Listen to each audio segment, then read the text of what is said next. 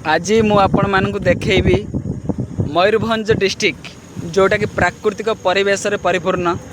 एवं जोठी अच्छी आमर देवकुंड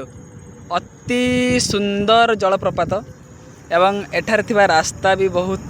सुंदर मनोहर। एठिकार चाष जमी एठिकार प्राकृतिक शैली बहुत आनंदमय। आपन देखि पारथि बहुत दूर रे देखा जाउथबा गोटे पहाड़ एवं मु ए रास्ता रे जाउची वर्तमान आपन को देखैबे आज देवकुंड जलप्रपात जोटा कि देवकुंड संगे कनेक्ट अच्छी एवं सेठू देवकुंड किछि बाट रहिबो बट मैं आपन को देखैबी हमर दुबराजपुर जो गोटे गेट अच्छी आ गोटे डैम अच्छी जोड़ी जलर स्रोत किभली भाव थाए आपण मानक मैं देखे। प्लीज कमेंट करेंगे रास्ता रे आपन केबे एमिति रास्ता रे एमिति पागर केबे ड्राइव करिसंती गाड़ी केमति लागे टिके कहबे प्लीज। एटा होची मयूरभंजर उदला ब्लॉक रो गोटे गाँ ना होची हमर दुबराजपुर। से गाँव थिबा एक डैम ये गोटे डैम गोटे जलप्रपात जोटा कि आमर देवकुंड को डायरेक्ट कनेक्ट अच्छी। ये देखु आपण मैंने देखिपे केते परिमाण जल ये गेट खोला अच्छे देखो आपण मैंने समस्त देखिपे गेट ये खोला अच्छी एवं ये देखो ये माछ धरिया भाई मैंने आमर किसी मेसीन प्राकृतिक हाथ या गोटे जिन लगे माछ धरिया एवं ता सहित देखिए केते जोर ये जल आसूसी चारिआडे पूरा जल परिपूर्ण एवं